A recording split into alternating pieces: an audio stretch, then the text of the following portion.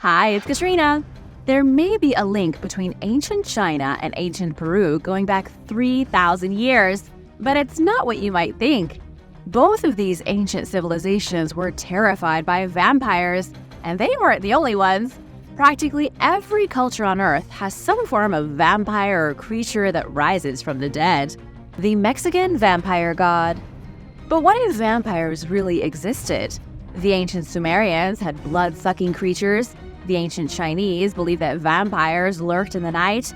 Europeans were terrified of vampires, and so too were the Moche in Peru. In many places in South America, archaeologists have found unusual statues with fangs. These creepy statues appear to depict real-life vampires. But is it possible that all these ancient societies dreamed up blood-sucking humans on their own? Or were they all inspired by a real race of blood-sucking night fiends? In the world of the Maya, Camazotz was a vampire bat god. There are numerous surviving statues and examples of artwork in Mexico showing Camazotz as a bloodthirsty monster.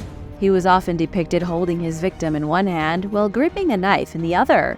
He was the god of night and death, the ruler of twilight and the demander of sacrifice. The Maya believed that he lived in caves and other dark, spooky places. Chinese archaeologist Tang Jigen wants to use DNA testing to prove his theory that there was a link between the ancient Shang dynasty of China and Peru's ancient Chavin civilization, which emerged around 1000 BC.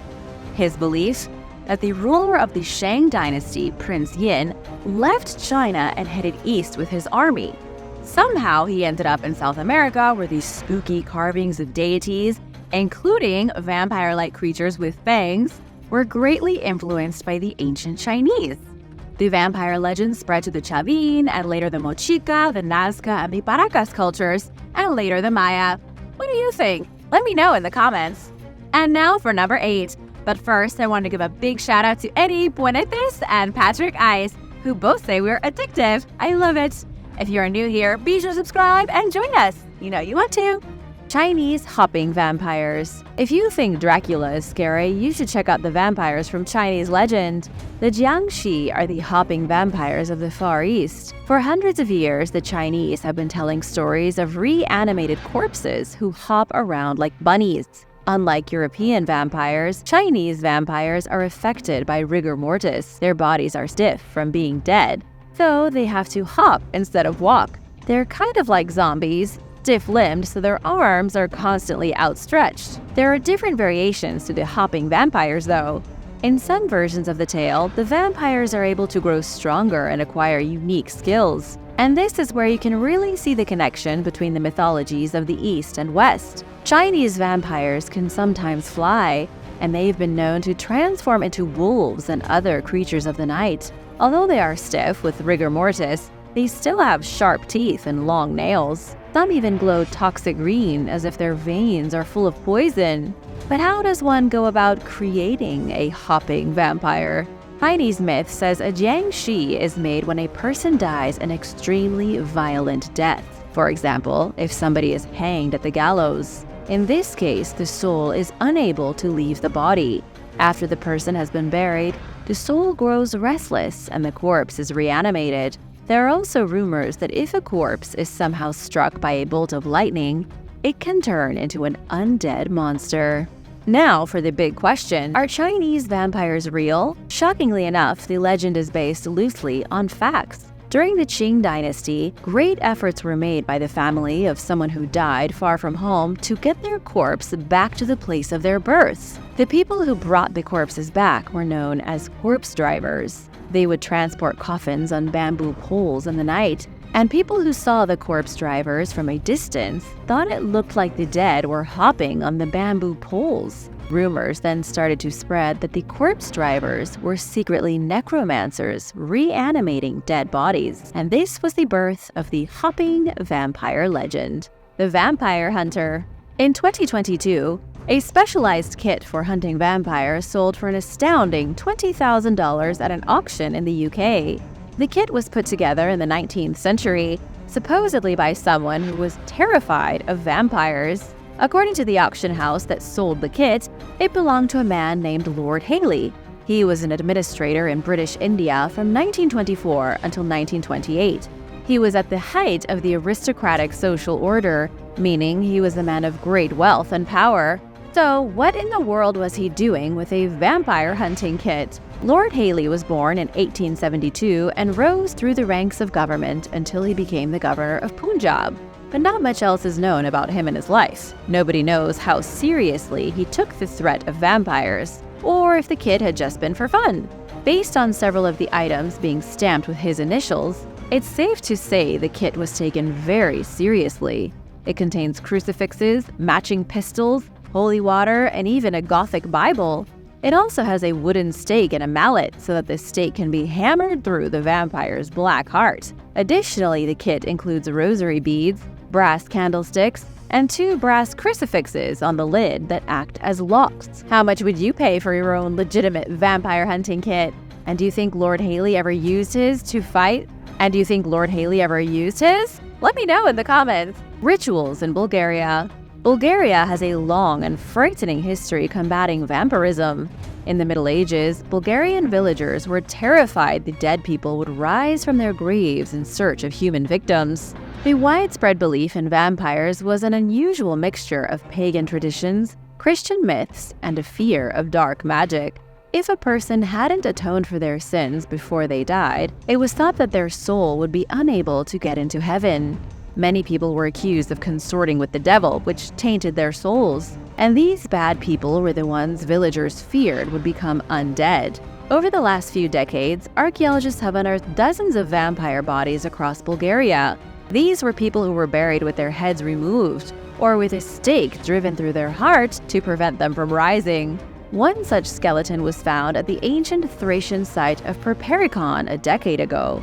Scientists dug up the body of a man who died in his 40s. His skeleton was perfectly ordinary, except for the iron rod that someone had hammered through his chest. The rod was to prevent the man from climbing out of his grave, and whoever buried him also chopped off his left leg and put it beside the corpse, likely a further preventative measure. Archaeologist Nikolai Ovcharov, who was in charge of the excavation, called it proof of an anti-vampire ritual. But what might shock you even more is that these rituals continued being practiced in Bulgaria up until about 25 years ago. In the 1990s, Bulgarian villagers were still afraid of vampires. Nikolai said villages would choose a person to go around to fresh graves and stab the dead bodies with stakes, just in case they might get a craving for human blood. The Vampire of Connecticut. According to the legends, vampires traveled to the New World along with the other pilgrims to early America. In 1990, a mysterious dead person was discovered buried in Griswold, Connecticut. Somebody had cut his arms off and then positioned them in an X shape on his chest. It was a classic example of a vampire burial ritual, just like the ones practiced in Bulgaria. The man's grave was part of a family grave plot, an old farmer's cemetery. These were extremely common across New England as early Americans buried their families on their own property. As archaeologists searched through the different burials, they found nothing out of the ordinary. But then they got to burial number 4. That was where they found evidence of the vampire ritual. Not only had this guy's limbs been removed, but someone desecrated his grave 5 years after he was buried. He was exhumed and his chest cavity was smashed. Experts think somebody tried to remove his heart because they were fearful he still might become a vampire after half a decade of being dead. As it was confirmed through an obituary from 1826, his name was John Barber. Researchers believe that John contracted tuberculosis, which made everyone think he was a vampire. People who got tuberculosis became a lot like zombies. Their skin would turn gray as their eyes sank into the back of their head, and sometimes blood would trickle from their mouth, making them look just like a vampire from the old medieval legends. In the 1800s, vampire mania swept across New England. 200 years had already passed since the witch panic, but Americans were still wildly superstitious. John Barber's own family must have thought he was going to come back to life, so they sawed off his arms. The Irish Vampire Lord. The great vampire lord Count Dracula was partially inspired by Vlad Tepes, or Vlad the Impaler, the bloodthirsty warmonger from Transylvania. But Dracula may have also been inspired by a frightening creature from Irish legend called the Abartach. According to Irish lore, the Abartach was a chieftain in the small town of Argyll. He was a vicious tyrant and a practitioner of dark magic. He treated his people very cruelly, and in the end, he suffered a fate fitting for such an evil man. He was killed by a neighboring chieftain, then buried in the ground. And days after he was buried, Abartach showed up again at his old village. He was killed a second time and was buried, but like the first time, he came back a few days later to terrorize the villagers. The next time the tyrant was killed, he was buried upside down to prevent his magical powers from bringing him back to life. And to make sure he couldn't return, the villagers built a stone monument over his grave. There's another version of the story that says he was defeated by a Christian saint. He also supposedly drank the blood of his villagers. While Bram Stoker was inspired by Vlad Tepes, he was also born in Ireland. And as a young man, he would have heard the legends of Abartach. No doubt the Irish vampire myths helped Bram Stoker when it came to writing Dracula. Jacques Saint Germain. Jacques Saint Germain might be the only documented vampire ever. If the rumors are true, this guy has been around since the days of Christ. He supposedly attended the wedding at Cana when Jesus turned water into wine. He was said to be present at the Council of Nicaea in 325 AD, and in the 1600s, Saint Germain was supposedly a famous alchemist, but the only confirmed record of his existence comes from the 18th century. In 1742, Jacques Saint Germain suddenly appeared in high society Europe. He spoke 6 languages fluently, including German, Russian, and French. He was also familiar with Chinese, Arabic, and Sanskrit. He attended a party at the manor of Madame de Pompadour, who was King Louis XV's mistress in 1760. At the party, he was approached by Countess von Gregory, who mistook Jacques for someone she'd known 50 years prior. The Countess was surprised that Jacques was clearly the same person she'd known, yet he hadn't aged a bit. It's said that he joked around at the party, admitting he was over 100 years old. For the next 40 years, Jacques was witnessed consorting with the highest echelons of European society. He was last seen officially in Hamburg, hanging out with Prince Charles of Hesse-Kassel. There is a record of his death in 1784, but afterward there were unconfirmed sightings of Jacques for years. He was even spotted at the beheading of Marie Antoinette in 1793. The story ends when one of his alleged descendants appeared in New Orleans in 1902. The new Jacques Saint-Germain came from France and established himself in the city.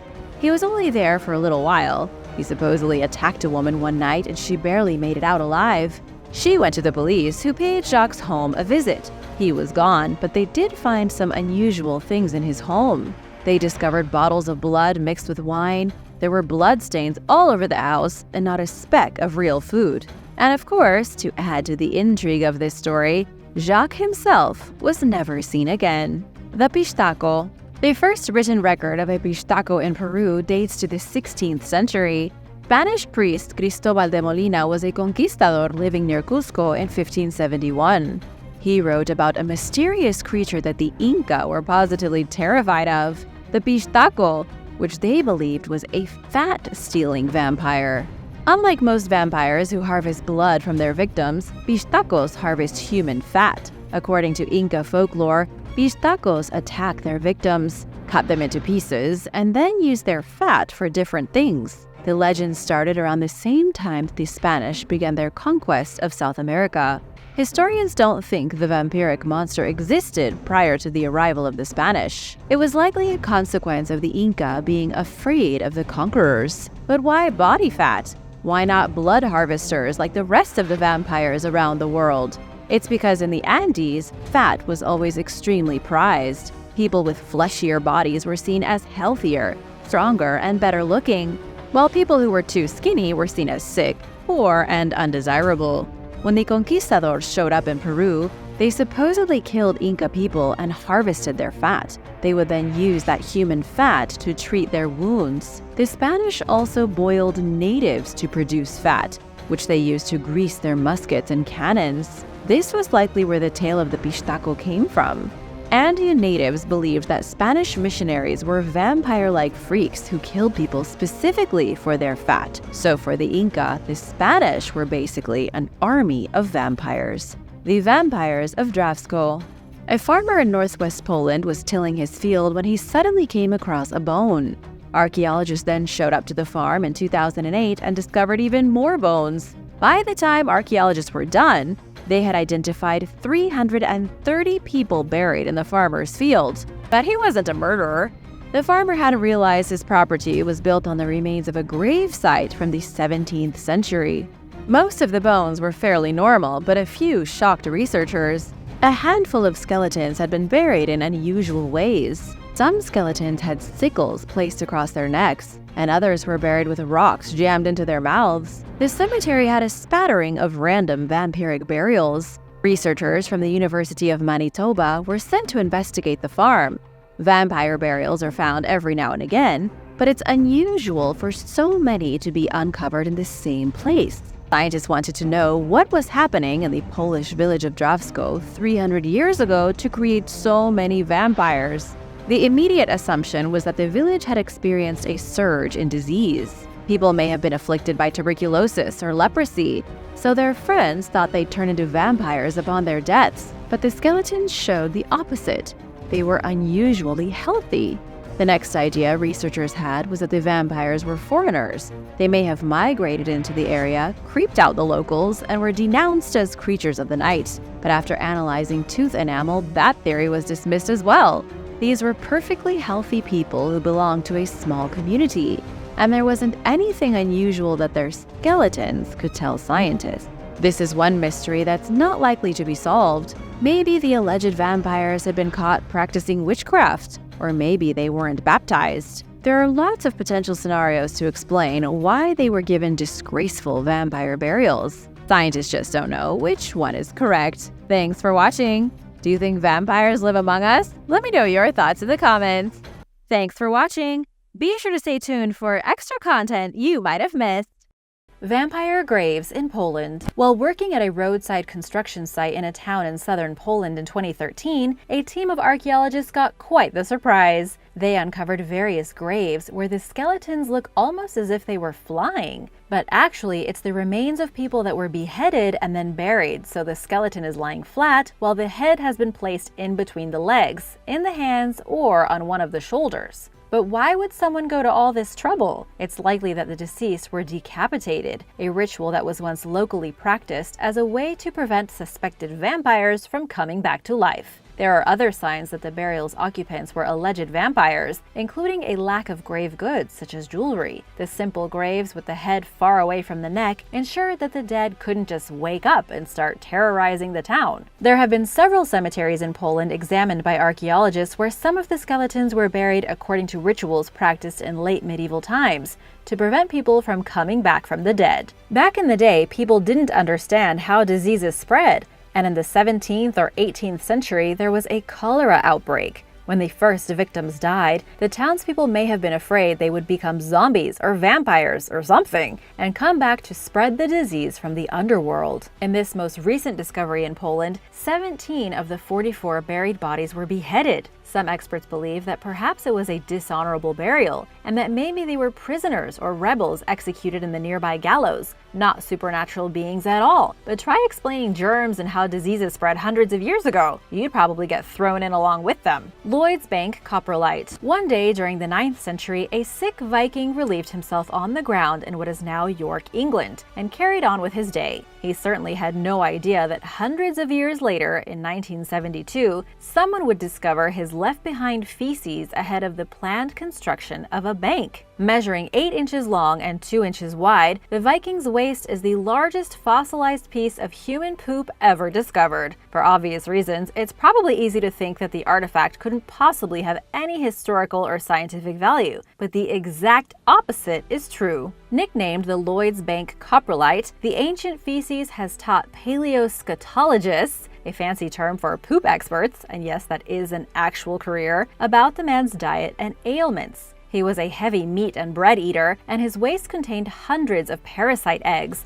meaning he was likely riddled with intestinal worms. This discovery is the epitome of the saying, "One man's trash is another man's treasure." Paleoscatologist Dr. Andrew Jones hailed the artifact as the most exciting piece of excrement I've ever seen, adding that in its own way, it's as irreplaceable as the crown jewels. I guess the man has a point. Human coprolites are extremely rare, and they have a lot to tell us about life in the ancient world that we can't necessarily learn from other artifacts. Sadly, the piece of poop broke into 3 pieces in 2003 when a visitor dropped it. I don't know why visitors are allowed to hold it and pass it around, but hey, I guess they learned their lesson. It has since been repaired and is currently housed at Jorvik Viking Center in York, but people are no longer allowed to touch it. I think that's for the best. The Helgö treasure. Helgö is a tiny Swedish island located to the west of Stockholm. While you might not have heard of it, in the past, this place was poppin'. For being such a small place, it has revealed an enormous amount of artifacts, including a Buddha. The island is only 5 kilometers long and 1.5 kilometers wide, but it was once a major Viking trading town and manufacturing center dating back to 200 AD and as recently as the 11th century. Excavations made international headlines when archaeologists found a bronze ladle from Egypt, a crozier head from Ireland, and the small bronze Buddha statuette from northern India. The Buddha statue dates back to the 6th century and was likely manufactured along what is now the India-Pakistan border in Kashmir. The crozier was most likely stolen from Ireland during a Viking raid. It is made from bronze, decorated with enamel and colored glass inlays. They were all found close together and are now known collectively as the Helgö treasure. There were other numerous exotic finds such as Arabic coins, Frankish glass, and metalwork from across Western Europe. How did all of these items get here? It looks like Swedish traders were able to use Russian rivers to traverse the continent and get all the way to India. This area had a really impressive, far-reaching trade network at a time when getting from point A to point B wasn't exactly easy or quick. A journey like this would take months, if not years. Other artifacts were brought by Scandinavians who attacked the Iberian Peninsula and North Africa. Also, many men from Scandinavia were actually part of the Varangian Guard, an elite unit of the Byzantine army, so they traveled and fought all over the known world, bringing back all kinds of unique and exotic objects. While historians knew of these things, it's another thing entirely to spot these seemingly out-of-place artifacts in a small island in Sweden. It is direct proof of just how extensive Helgö's connections were to the outside world. Disgraced nuns. While excavating at the Littlemore Priory in Oxfordshire, England in 2015, archaeologists discovered the skeletal remains of 92 people, including 35 females, 28 males, and 29 unidentifiable bodies, all dating back between the priory's founding in 1110 and its dissolution in 1525. Included among the remains were people who suffered from leprosy, 2 children with hip dysplasia, a stillborn baby, and a woman buried face down. She was most likely deliberately positioned that way to atone for her sins, according to excavation leader Paul Murray. The woman and others who were unearthed may have been among the alleged sinful nuns mentioned in the property's historical records, who reportedly prompted the local cardinal to dissolve the priory. Apparently, there were all kinds of sketchy and suspicious activities going on here. The woman's burial outside of the priory rather than within it also points to her being dishonored. Constructed on pasture land in the village of Sandford during King Stephen's reign, Littlemore fell into disrepair hundreds of years before it was officially dissolved. By 1445,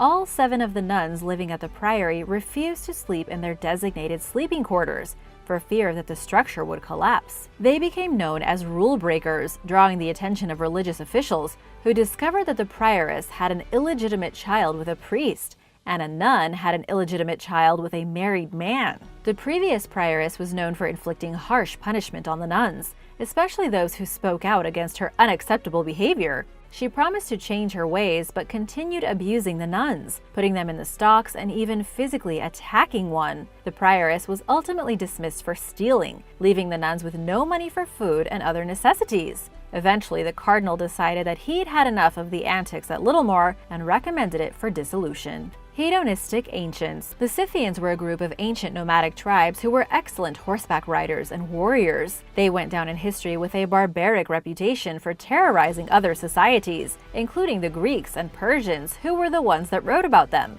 so what we know about the Scythians is mostly from their enemies. They left behind no written records, no settlements or other major sites besides mass burials called kurgans. This fearsome culture flourished from 900 BC to 200 BC, but the Scythians would be considered badass even under modern standards. They had lots of tattoos, and they also enjoyed drinking alcohol and smoking marijuana. During lavish, overindulgent feasts, the Scythians drank wine, a habit they picked up from the Greeks and the Romans, who were known for enjoying in excess. Unlike the Greeks and Romans, who diluted their wine with water, the Scythians drank it straight. In 2015, archaeologists announced the discovery of some exciting artifacts at a kurgan in the Caucasus Mountains of southern Russia. Several vessels found among the 2,400-year-old golden treasures contained a black residue, which contained traces of opium and marijuana, confirming the claims of Herodotus, who wrote that the Scythians used a plant to produce and inhale an intoxicating smoke. Archaeologist Anton Gass explained in a National Geographic interview that the ancient people likely burned marijuana while drinking an opium-laced concoction. Stating that both drugs were being used simultaneously is beyond doubt.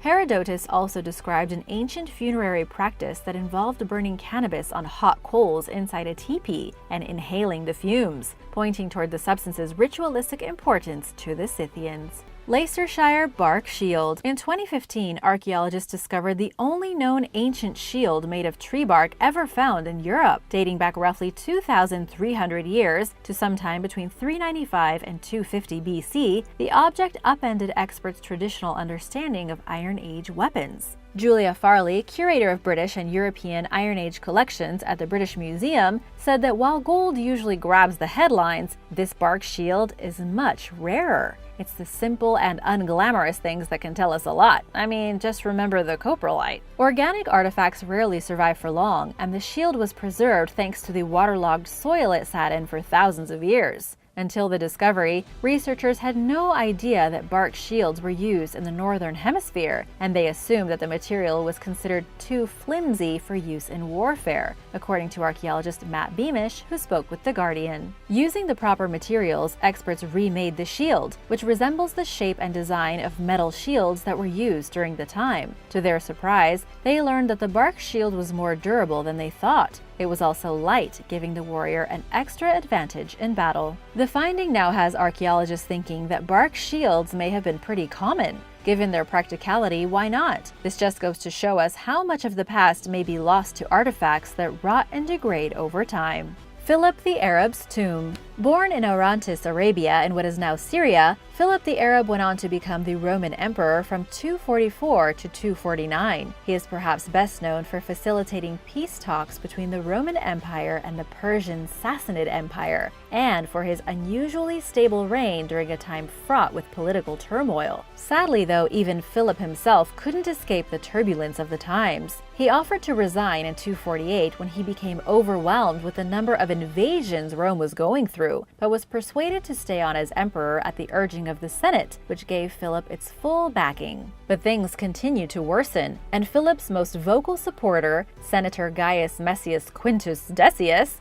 ultimately became his enemy. Decius quickly gained power and popular support after Philip dispatched him to command a military unit tasked with subduing rebellions. The two apparently could not come to any peaceful terms, and their armies were pitted against one another. Philip was killed amid the ongoing warfare in 249, ending his short 5-year stint as emperor. In 2018, archaeologists in Bulgaria discovered an extravagant 3rd century tomb that they believe belongs to Philip the Arab. Found beneath an enormous Thracian burial mound called the Maltepe Mound, the tomb was built in the shape of a traditional Middle Eastern ziggurat, resembling ancient tombs found in places like Petra, Jordan, and Syria. Measuring close to 66 feet wide, it's larger than what experts would expect for even an aristocrat, suggesting that it may be dedicated to a ruler. The tomb is unlike any others found in Europe, but is partially destroyed, obscuring potentially valuable clues that could tell more about its occupant. Sadly, the Bulgarian government reportedly fell through on its promise to fund further excavations,